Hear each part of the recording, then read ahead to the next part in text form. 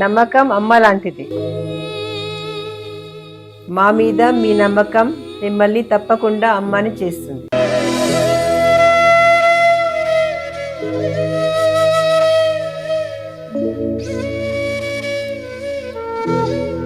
నేడు ఎంతో మంది మా మీద నమ్మకంతో అమ్మాయారు. మీకోసం అమ్మతనం ఎదురు చూస్తుంది. వివరాలకు సంప్రదించండి కిరణ్ ఇన్ఫర్టిలిటీ సెంటర్, హైదరాబాద్, బెంగళూరు, చెన్నై, ఢిల్లీ. మకరం వారికి గ్రహణ ప్రభావం 3వ తేదీ మనకు చంద్రగ్రహణం వస్తుంది. కాబట్టి ఈ గ్రహణ ప్రభావం ఎలా ఉండబోతుంది, ఎటువంటి జాగ్రత్తలు తీసుకోవాలి, ఏ విషయాల పట్ల మీరు జాగ్రత్తగా ఉండాలి అనేటువంటి అంశాలు చెప్తుంది నేనైనప్పటికీ చెప్పిస్తుంది సాక్షాత్ లలిత అమ్మవారిగా భావిస్తూ ఆ లలితాంబిక అమ్మవారి యొక్క అనుగ్రహం మీకు పరిపూర్ణంగా కలగాలని మనస్ఫూర్తిగా కోరుకుంటూ, ప్రధానంగా ఇక్కడ గ్రహణం అష్టమ స్థానంలో పడుతున్నప్పుడు ఇది న్యూట్రల్ చెప్పాలంటే గ్రహణానికి న్యూట్రల్ కాబట్టి ఈ చంద్రగ్రహణం విషయంలో ఏం భయపడాల్సిన పని లేదు. కాకపోతే మీరు తాతగారి ఆస్తికి సంబంధించిన విషయంలో ఏదైనా రీసెర్చ్ చేసేటువంటి అంశాల్లో కించిత్ జాగ్రత్తగా ఉండాలి. అంటే ఒక్కోసారి చూడండి మనకి అక్కడేం పెద్దగా రేట్లు లేవు, ఎంతో కొంత రేటుగా అమ్మేసేయండి. ఒక్కోసారి రాంగ్ ఇన్ఫర్మేషన్ వస్తూ ఉంటుంది, అదేదో రోడ్ వెళ్తుందట ఆ ల్యాండ్లో నుంచి, అందుకని ఇప్పుడు ఎవరికో ఒకరికి అంటగట్టేస్తే అయిపోద్ది అని. తీరవలసి అక్కడ రోడ్ వెళ్ళదే ఉండదు. ఎవరో కావాలని మన ల్యాండ్ని తక్కువ కొనిపించుకోవడానికి కూడా పుకారు చేస్తారు, అంటే మిస్కమ్యూనికేషన్ చేయిస్తుంటారు, ఆ రకంగా ఉంటుంటాయి. కాబట్టి టోటల్ ఇన్ఫర్మేషన్ తెలుసుకోకుండా మీ తాతగారి ఆస్తి విషయంలో ఎటువంటి నిర్ణయాలు తీసుకోకండి, అష్టమంలో గ్రహణం కాబట్టి. అలాగే రెండో పాయింట్ ఏంటంటే రీసెర్చెస్ చేస్తుంటాం మనం రకరకాల ల్యాబ్స్లోని రకరకాల కెమికల్స్తోనవి, అటువంటి విషయాల్లో కొంత జాగ్రత్తగా ఉండాలి. మరియు మరొక విషయం ఏంటంటే ఈ ఒక్కొక్కసారి చూడండి అతి జలుబు వల్ల లేకపోతే అతి వేడి వల్ల ఒక్కొక్కసారి మనకి ఇబ్బంది ఇస్తూ ఉంటుంది, కాన్స్టిపేషన్ లాగా. ఈ హెల్త్ విషయంలో కొంచెం జాగ్రత్త తీసుకోండి. మరియు దీంతో పాటు మీకు సప్తమాధిపతి గ్రహణంలో పడుతున్నాడు కాబట్టి మీ పార్ట్నర్స్తో కానీ లేకపోతే మీ జీవిత భాగస్వామి మూలంగా కానీ ఏదైనా మనీ డీల్స్ విషయంలో చాలా చాలా చాలా జాగ్రత్తగా ఉండాలి. మరి మీరు ఎటువంటి దేవతారాధన చేసుకోవాలి ఏమిటి అంటే ఇక్కడ వీలైనంత మటుకు మీరు లలితా సహస్రనామాలు, అందులో ముఖ్యంగా ఓం అష్టమీ చంద్ర విభ్రాజ అలిక స్థల శోభితాయే నమః అనే మంత్రం ఎక్కువగా చేస్తూ ఉండాలి. ఈ యొక్క నామాన్ని గ్రహణం పట్టినంతసేపు చేస్తే ఒక ఫలితం వస్తుంది. కాబట్టి దాని తర్వాత కూడా రెగ్యులర్గా చేయడం వల్ల ఆగిపోయినటువంటి పనులు కొన్ని చోట్ల మనకి సగంలో ఆగిపోతుంటాయి, ప్రారంభించలేకపోతుంటాం, ప్రారంభించిన ఎండింగ్ వచ్చి ఆగిపోతుంటుంది. అలా ఆగినటువంటి పని ముందుకు కదులుతుంది ఈ యొక్క మంత్ర సాధన వలన. మరి గ్రహణ సంబంధించిన విషయంలో చాలా మందికి చాలా అపోహలు ఉన్నాయి. అందులో నన్ను అడిగినటువంటి ప్రశ్నలు ఏంటంటే, ఏమండి మన గ్రహణం అనేటువంటిది భగవంతుని అంటే మనకి దేవతా సంబంధించిన వాటికి కూడా ఇబ్బంది ఇస్తుందంట కదా, అందుకే గుళ్ళు మూసేస్తారంట కదా అని అడిగారు. అలా ఏమీ ఉండదండి. ఎందుకంటే ఒక చిన్న లాజిక్ మీరు అర్థం చేసుకోవాలి. ఏమిటది అంటే గ్రహణ సమయంలో మనం చేసే చాంటింగ్ ఏంటి, దేవతా సంబంధించిన చాంటింగే చేస్తాం కదా.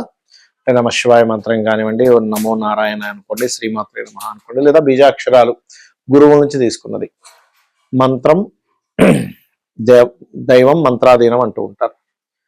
మరి దేవతే అంత గ్రహణానికి భయపడిపోయే అంత సిచ్యువేషన్ ఉంటే మన దేవతా మంత్రం ఎందుకు చేస్తున్నాం మనం? కాదు. గుళ్ళు ఎందుకు మోస్తారంటే ఆ సమయంలో పురోహితులు కూడా ఆ గ్రహణ జపం చేసుకోవాలంటే ఆలయం మూసి ఆ పని చేసుకోవాలి. ఆలయం తెరుచుంటే ఎవరైనా వస్తే ఇబ్బంది అవుతుంది కాబట్టి మూసేస్తారు. ఇంకోటి ఆలయానికి వెళ్ళాలనిపించినా సరే మీకు ఇంట్లో ఉండి చేసుకోవాలి కాబట్టి గ్రహణం రేసు పడడం అనేటువంటిది అంత మంచిది కాదు. కాబట్టి అందులో ముఖ్యంగా అందులో ఎవరైనా గర్భవతులు ఉండొచ్చు, అనారోగ్యంగా ఉండే వాళ్ళు ఉండొచ్చు. కాబట్టి ఈ విషయంలో జాగ్రత్తగా ఉండాలి.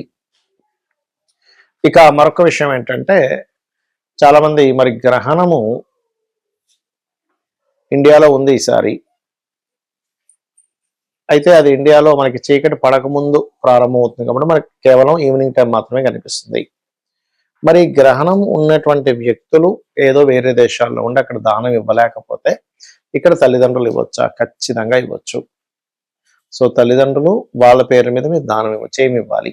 బియ్యము, ఉలవలు, నువ్వులు, మినుములు, గోధుమలు, ఈ 5 రకాల దానాలు ఇవ్వాలి. కేజింబావు ఇవ్వండి అన్నీ కూడా. దీంతో పాటు గ్రహణ సమయంలో మీరు ముఖ్యంగా అంటే గ్రహణం వీటితో పాటు చిన్న ఇత్తడి గిన్నెలో మీరు నెయ్యి పెట్టి ఇవ్వడం చేసినట్లయితే సరిపోతుంది. దీంతో పాటు మీరు ఇంకేదైనా కూరగాయలు కూడా ఇవ్వచ్చు, తప్పేం లేదు. అయితే గ్రహణ సమయంలో మీరు గ్రహణం అనగానే ఏదో భయపెట్టడం కాదు. గ్రహణము అంటే ఇది ఒక గొప్ప యోగాన్ని ఇచ్చేటువంటి సమయము. మనకి ఏదైనా సమస్య ఉంది అంటే మన పూర్వజన్మ కర్మ వల్ల ఏర్పడుతూ ఉంటుంది.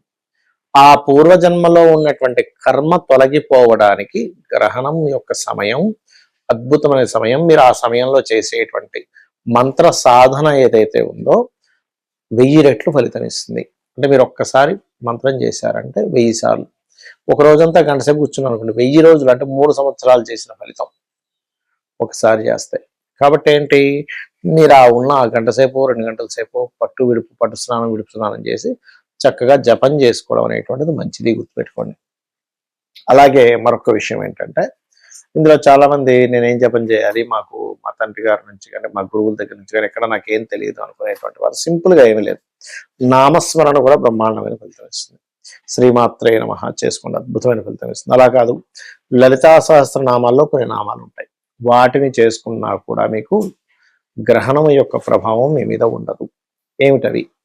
ఫైనాన్షియల్గా బాగా గ్రోత్ రావాలి అనుకుంటున్నాం, అలాంటప్పుడు మీరు భక్తి శ్రద్ధలతో అమ్మవారిని ధ్యానం చేసుకొని ఓం ధర్మాధ్యక్ష ధనాధ్యక్ష ధనధాన్య వివర్ధినియే నమః, అప్పులున్నాయండి ఓం అపర్ణాయై నమః.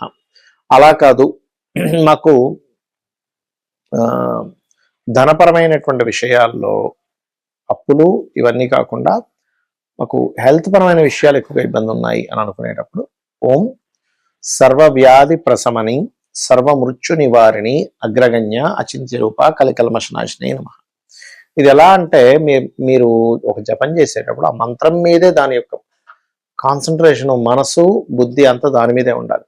కానీ మంత్రం చేస్తూ ఏదో ఆలోచిస్తున్నాం, ఆ మంత్రం మీకు పని చేయదు. చాలా మంది మేము లక్షలు చేసాము, కొన్ని లక్షలు చేసాము, మాకేం సిద్ధించలేదు అంటుంటాం. సిద్ధించాలి అంటే మీ మనసు దాని మీద పెట్టాలి, గుర్తుపెట్టుకోండి. మనసు కేంద్రీకృతం అవ్వకుండా మీరు చేస్తుంటే జప ఫలితం వస్తుంది కానీ పూర్తి ఫలితం రాదు.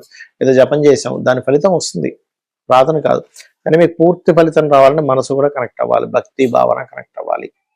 అలాగే మరి వివాహం అవ్వట్లేదు అనుకోండి, అప్పుడు మీరు ఓం కామేశబద్ధ మాంగళ్య సూత్ర శోభిత కందరాయే నమః. అలా కాదు, మరి కొంతమందికి వివాహ జీవితంలో ఇబ్బంది ఉంటుంది. ఎందుకు ఉంటుంది? 12వ స్థానం పాడవడం వల్ల ఉంటుంది. అలాంటప్పుడు మీరు ఓం శివకామేశ్వరాంకస్త శివ స్వాధీన వల్లభాయే నమః అని మంత్రం చేసుకోవాలి. ఇలాగా ఒక్కొక్క దానికి ఒక్కొక్కటి. అలా కాదండి, మేము నారాయణని తలుచుకోవచ్చు, ఓం నమో నారాయణాయ, లేదు విష్ణు సహస్రనామాలు చేయొచ్చు, లేదా పూర్తిగా లలిత సహస్రనామాలు చేయొచ్చు. ఆ సమయంలో హోమం చేసుకోవచ్చు, ఆ సమయంలో జపం చేసుకోవచ్చు, ఆ సమయంలో తర్పణం చేసుకోవచ్చు. అయితే ఒకటేంటంటే, ఏదో గ్రహణం భగవంతుని కూడా స్టాప్ చేస్తుందనే భ్రమలో మాత్రం ఉండకండి. ఎందుకంటే మనం ఎనర్జీ, అక్కడ నెగటివ్ ఎనర్జీ ఉంటుంది కాబట్టి మన పూర్వజన్మలో చేసిన కర్మలు ఈ గ్రహణ సమయంలో ఇంకాస్త దాని ప్రభావాన్ని పెంచుతూ ఉంటాయి. నెగిటివ్ ఎనర్జీ వచ్చి కనెక్ట్ అయినప్పుడు అప్పుడు మనం ఎంత ప్రయత్నం చేస్తున్నా పనులు. అలాంటప్పుడు ఏంటంటే మనకు ఒక పాజిటివ్ షీల్డ్ లాగా, పాజిటివ్ దేవతా సంబంధించిన రక్షణ ఒకటి గ్రహణ సమయంలో చేయడం వల్ల మీకు కలుగుతుంది. ఇది మీరు చేసి అమ్మవారి అనుగ్రహాన్ని మీరు పొందాలని మనస్ఫూర్తి కోరుకుంటూ శ్రీమాత్రే నమః.